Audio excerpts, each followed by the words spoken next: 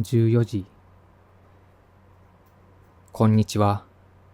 社畜デザイナーの小鉄です。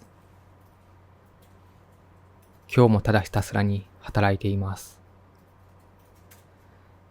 ありがたいことに、最近デスク環境に関して聞かれることも増えてきました。本日は僕の愛用するこのデスク環境を紹介できればと思います。最初はこの巨大で分厚いデスクです。在宅勤務が始まったタイミングで手に入れました。イメージに近いデスクがなかったので、天板を購入して、ヤスリをかけて、ウッドオイルを塗って作るという、在宅勤務当初は謎のこだわりを見せていました。サイズは横が100センチ、奥行きが65センチです。モニターを置くので、奥行きは少し長めに設定しています。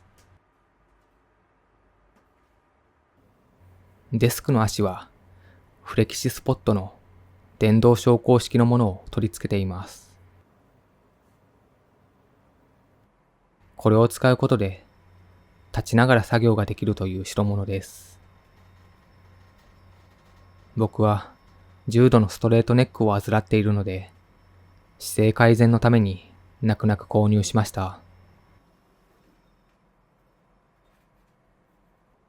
足の横にはマグネットの収納をくっつけています。ここにはエアコンのリモコンを入れたり、よく使うペンを入れたりしています。そして椅子は伊藤家のゲーミングチェアを使用しています。インテリアにも馴染みやすいファブリック素材のチェアです。もともと安い椅子を使用していましたが、腰が痛くなりすぎたので買い替えました。人生のほとんどの時間をこの椅子で過ごしています。早めに購入してよかったです。これからもこの椅子と共に労働します。続いてマシンの紹介です。この14インチの MacBook Pro を愛用しています。メモリは最大の 64GB までギチギチに積んでいます。会社支給の PC も一応持っていますが、ほぼ壊れていて交換もしてくれないので自腹で購入しました。そしてパソコンの映像を映し出す巨大なモニターです。デルの32インチのモニターを使用しています。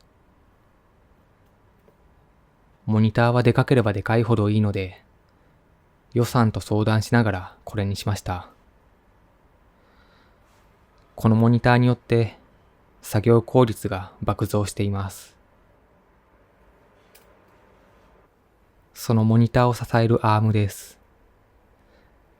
27インチまでしか対応していないアームですが、無理やり32インチを設置しています。これのお気に入りのポイントですが、ノートパソコンも置けるという点です。モニターとパソコンを空中に浮かせることで、空間を有効活用することができます。そしてデスクライトも設置しています。モニター周辺を明るく照らすことで、目の負担を緩和しています。その横にはマイクをアームにつけて設置しています。YouTube のナレーション収録用です。深夜にこのマイクで一人寂しく収録しています。続いてデスクの上に置いてあるものたちを紹介します。仕事の要のペンタブです。インティオスプロというペンタブで、デザイナーがよく使っています。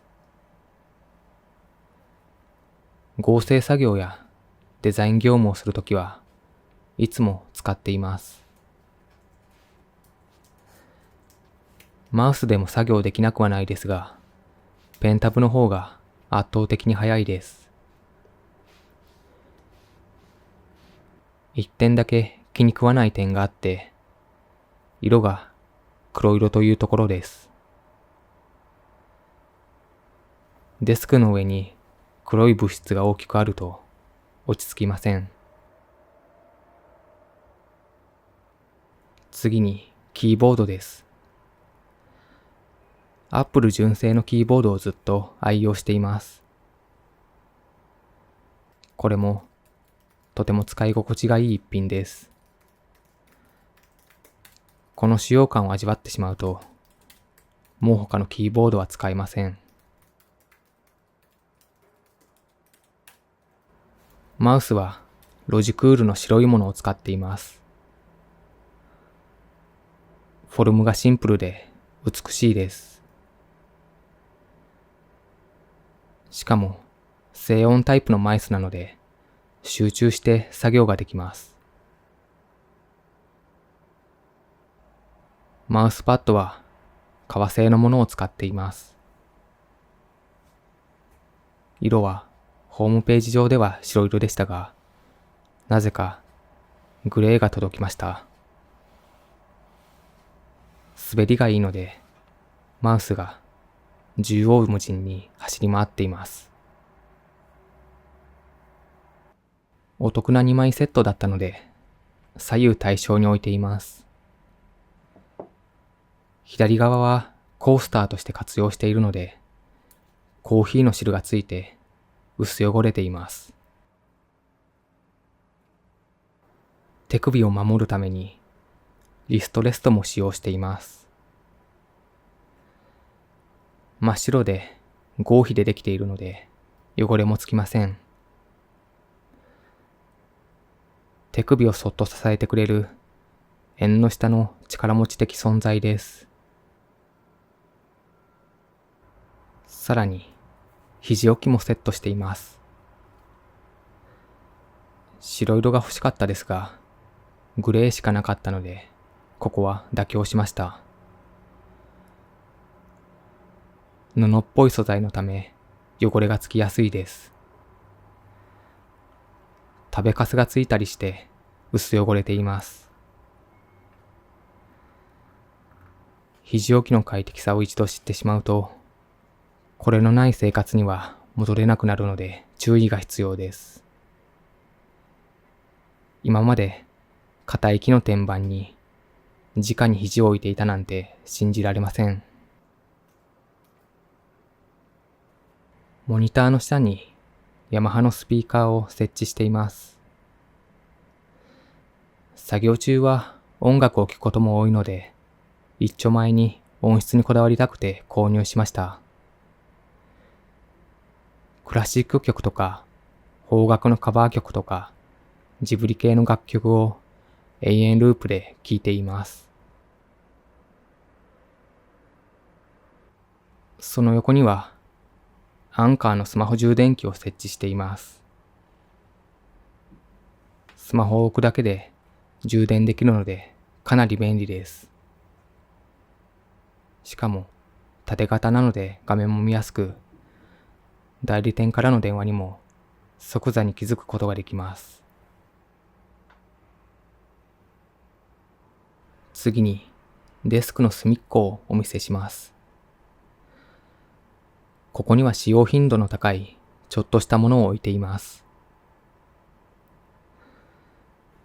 長時間モニターを見ているせいで目がシパシパになるので目薬を置いています。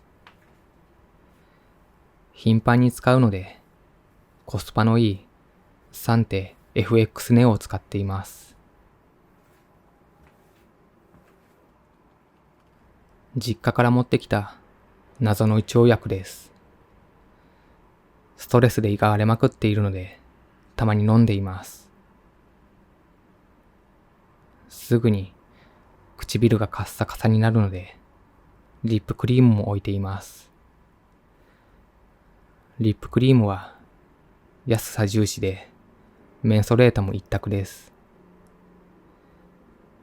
白色に統一したくて白のマスキングテープを巻いていますが、黄ばんでいて余計汚くなりました。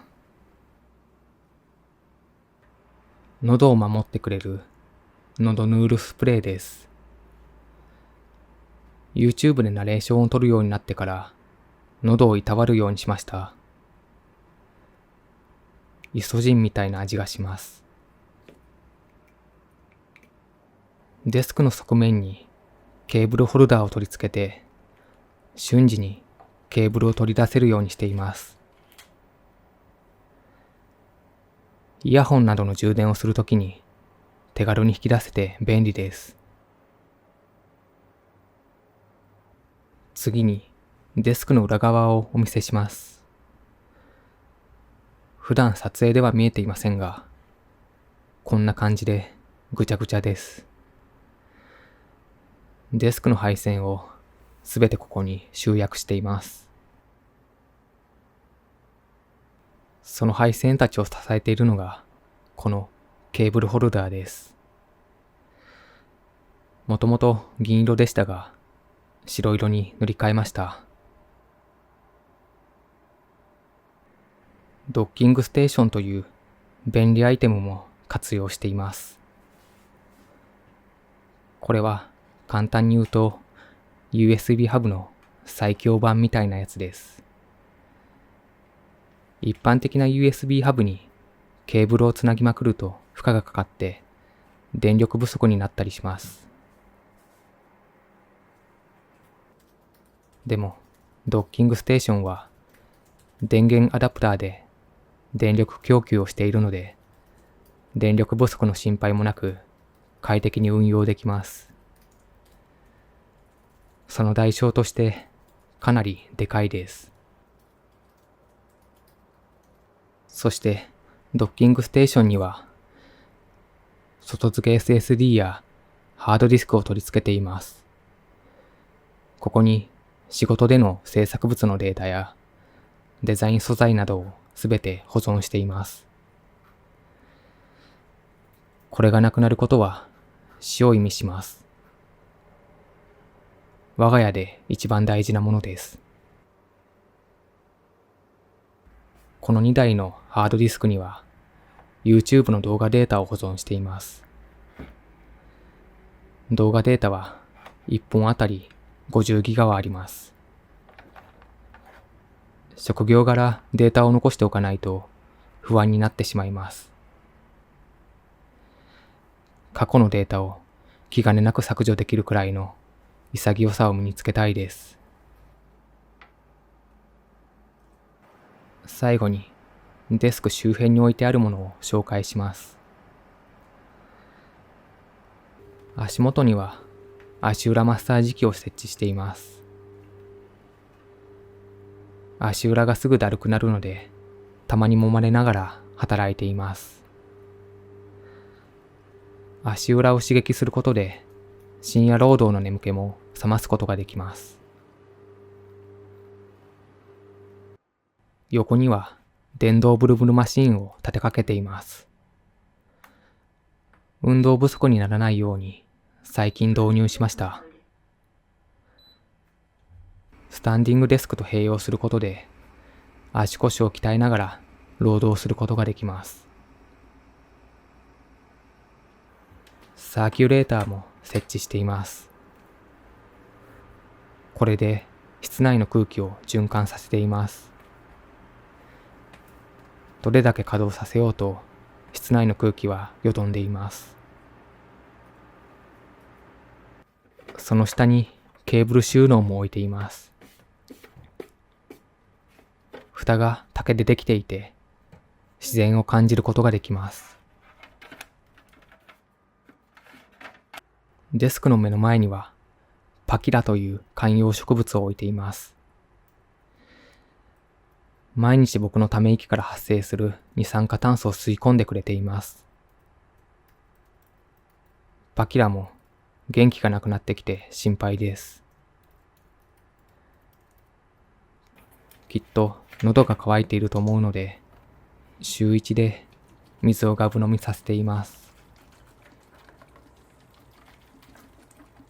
ミニサボテンもいます。彼らは生命力にあふれていて伸び続けています。僕もこのくらい成長していきたいです。デスクの右側にはサイドテーブルを設置しています。無印良品で購入しました。シンプルなので飽きることもなく長く活躍してくれています。その中にはカゴを置いて文房具や日用品を大量に詰め込んでいます。最近肩に激痛が走るようになったのでサロンパスを買う回数が増えました。その手前には消臭スプレーと保湿クリームとお茶を置いています。快適なグッズを取り揃えているので、このデスク周辺で僕の生活はほぼ完結しています。仕事をして、食事をして、動画鑑賞をして、そしてまた仕事をする。たまに運動したり、足をマッサージしたり、植物をめでたりする日々です。コンパクトにまとまっていて、生産性も高くなり、仕事もはかどります。25時。今日も全力で働きました。快適な作業環境だからといって、仕事が早く終わるわけではありません。すべての時間を労働に費やすようになってしまって、これが自分の中でのスタンダードになってしまいました。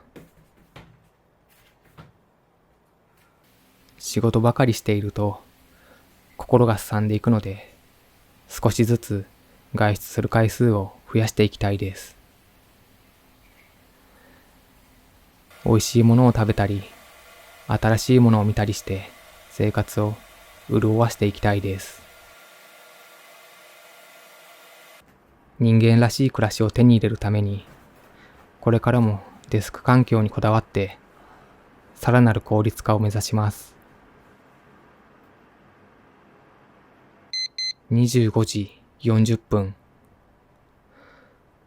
この日は珍しく早めに寝ることができました。おやすみなさい。本日もご視聴ありがとうございました。